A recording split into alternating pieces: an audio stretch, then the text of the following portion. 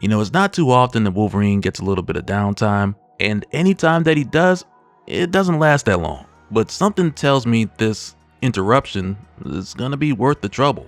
So with that said, if you're enjoying these videos, be sure to drop a like, subscribe if you're new to the channel, and don't forget to hit that bell up top to get all notifications. Alright, so for this one, we come back just after seeing things heat up for Logan in Chicago, where now, for the first time in quite some time, Logan finally gets the opportunity to slow things down. So he says here, seen a lot of mourning rituals in a lot of places.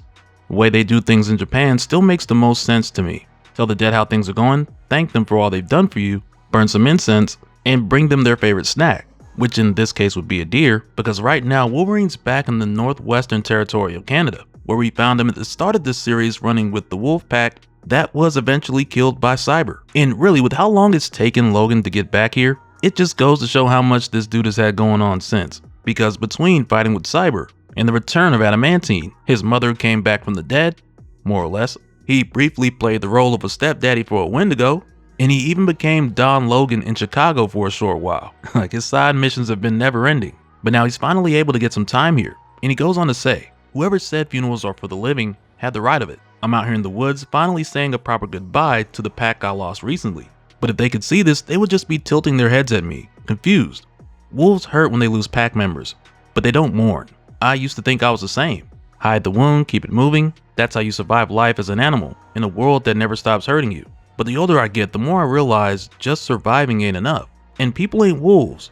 We need to say our goodbyes. So I came back to this part of the world just to mourn. But not just for the wolves. What Mastermind did to me, it was like that bastard took my mom from me all over again. Guess that made me realize I never really got to mourn her the first time. I sit until the sun starts to set and the incense burns out. And when I get to my feet, I feel just a little bit less awful. But after Logan leaves, he doesn't get too far before he runs out of gas. And this happens because he wasn't really paying attention, and he says that he was too busy daydreaming about the dead to see what was right in front of him. And then he says here, old lady who rented me the Jeep did sweet talk me into coughing up for roadside assistance. And right there, I'm just like, man, Wolverine using roadside assistance? That wasn't on my 2026 bingo card. But he doesn't end up using it. And instead he heads towards a gas station he passed a few miles back, because the roadside assistance would most likely take forever, and Logan prefers doing things himself even if it is a bit more of a pain. But an hour later when he gets back to that gas station, he's like, oh snap, zoomed past the place earlier and saw it was old, didn't realize it was abandoned.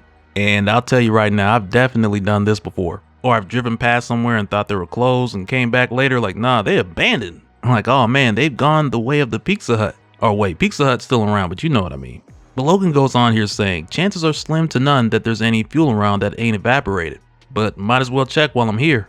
Ain't just the service station that's seen better days. Dilapidated garage, abandoned diner, place is a ghost town. So why do I smell people sneaking up on me? And that's where he finds himself getting attacked by two inexperienced individuals who are basically arguing with each other as they attack, with one going by the name of Chowdown, who attacks Logan with a bat just for him to slice right through it, and the other one with the rusty revolver goes by the name of Deepfake. And Deepfake's telling Logan like, don't move or I'll shoot, because they live in this abandoned area and they're really just trying to protect it. But Logan tells Deepfake here like, you sure you want to do that, kid? Because if you squeeze the trigger with that rusty barrel, you're more likely to hurt yourself than me. And now this is where Chowdown grabs Logan and tells him to leave Deepfake alone or he's gonna eat him. And as he's pulling Logan inside of his chest, he's looking at dude like, what the hell is this? But it doesn't take long before Logan's like, oh, okay, now I get it. The code names, you guys are mutants. But then the two of them start arguing about who's gonna do what until she gets here. And before you know it, they're given a signal. And just like that, Wolverine's hit by a sniper and the two of them take off. And now this has Logan like sniper with custom explosive rounds. This just got more complicated. Hiding in the trees somewhere, need to figure out, and that's where the next shot comes in.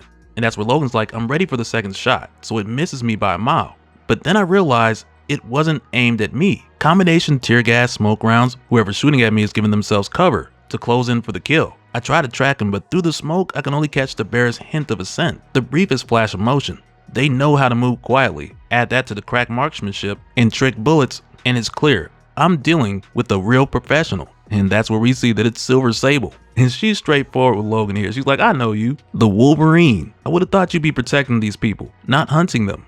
I suppose it doesn't matter though. They've retained my services to keep intruders out, and Silver Sable always earns her pay. And that's where she switches to rubber bullets and she lets Logan have it. And these aren't just any rubber bullets, because they're also coated with a fast-acting contact tranquilizer, which means a couple things here, because rubber bullets are still rubber bullets, they hurt, but also this lets Logan know that she's not trying to go for the kill. So now he's like, I guess I'll return the favor. But as Logan closes in, she whips out the stun baton. And he's like, you know that's only gonna annoy me, right? But as Logan closes in, he's like, hold up, wait a minute, something ain't right. Because he's like, the tranks are stronger than I thought.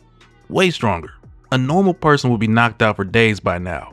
But me, I just got a real nice buzz going. So he tries to talk to her and tell her, hey, we ain't gotta fight, you know. You got mutants in trouble? I'm here to help. And Silver Sable's like, are you high? And so Logan's like, no, a little. And the look on his face is like one of those kids who used to always come to school and be like, hey, do I look high? Rashid Wallace. And so Logan just tells her to give him a couple minutes so he can get himself back together. And now coming back a couple minutes later, she explains to Logan how she got the contract from an old comrade who was harassed out of his town alongside of his mutant son, and eventually they ended up here. So he decided to pay her to keep the place safe. And she goes on to tell Logan that there's a few mutant families here who have taken to calling themselves the new Morlocks. But this conversation is cut short when Logan notices a couple armored vehicles have just pulled up by the station. And now when we see who these guys are, it's basically just another team from Department H who's been sent out here to do recon. And Logan's been running into Department H teams this whole series, so it's not surprising they pop up here. But one of these dudes is giving a speech and he's like, hey, looks like the reports were correct. Definitely signs of recent habitation. Maybe we get lucky and it's just normal human squatters. But if this really is a mutant encampment, no telling what we're up against. Remember, our job is recon. One of these freaks starts changing into a monster or blowing crap up with their brain, we cut and run, you clear? And the whole team's like, yes sir. And I don't know why, but that whole speech just tickled me. I had to go through that. And now it isn't long before Wolverine and Silver Sable start picking these guys off, almost as if it were some stealthy side mission in the PS5 game, where they're trying to pop the trophy. And I mean, if that were the case, they wouldn't have got it, because it's not long before it pops off, and the whole team's alerted. But clearly, this team is no match for Wolverine and Silver Sable. And one of these dudes is even like, wait, the effing Wolverine is here? FML! But fortunately for these guys, Wolverine and Silver Sable are doing non-lethal attacks, because Sable's out here using trank darts, while Logan's going for the Goldberg spear, you know, just break a couple ribs or something. And then he basically tells one of these guys to go ahead and do what that speech was talking about earlier, and just go ahead and cut and run. And it has this guy confused for a moment, because he's surprised they're not going to kill him. But Wolverine's letting these guys go in hopes of them just forgetting about this place, because killing them would definitely put a bigger target on their back. So they leave and that same dude's like, oh, but this ain't over. And now Chowdown and Deepfake, they're extremely grateful. And it's not like they're completely defenseless or anything like that, but these guys aren't fighters. And Deepfake even admits that she's scared. And they're still worried now because there's a good chance those guys are going to come back with reinforcements. And Silver Sable's basically like, I'm not going anywhere. I'm getting paid. I got a contract to fulfill. And that's where Logan's like, never leave a job half done, huh? A woman after my own heart. So she asks him if that means he's gonna stay. And she makes sure to let him know that she's not splitting her retainer with him. And to Logan, that's cool as long as she buys the beer. But seriously, for Logan, he's like, hey, this isn't about the money. Intentional or not, I started something by sticking my nose in here. And I'm a man who finishes what he starts. And now from here, the next thing we do is head over to Department H headquarters, where we find Mr. This Isn't Over having a conversation with Inspector Mirameta, who, like we saw back in issue 9, recently got a promotion after Logan gave her some information in private that helped Department H find the killer they were looking for, which really paid off for her. But when this dude gets back to headquarters, he's like, man, this Wolverine dude wrecked us. He took down the whole team while giving lessons to others. We're lucky to get out alive. And she tells him it wasn't luck. If Wolverine wanted them dead, they'd be dead. And I don't know why that's so hard for some people to understand, because if Wolverine punches you in the face, you better say thank you.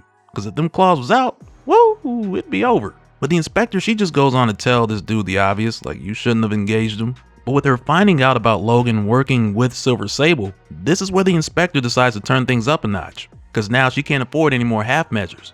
So she makes a call and she says, effective immediately, we're moving to contingency scenario A. Prepare to deploy Alpha Flight for a capture and detain mission.